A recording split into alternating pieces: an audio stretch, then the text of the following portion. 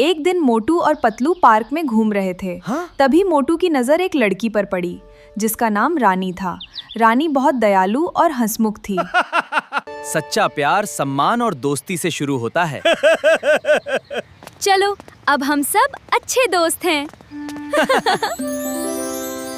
मोटू, मुझे तुम्हारी सच्चाई और अच्छा दिल पसंद है। आज खुशी का दिन है, सब समोसे खाओ। रानी, तुम सच में बहुत अच्छी हो। तुम्हारी दोस्ती मेरे लिए बहुत कीमती है। एक दिन फुरफुरी नगर में एक बड़े मेले का आयोजन हुआ।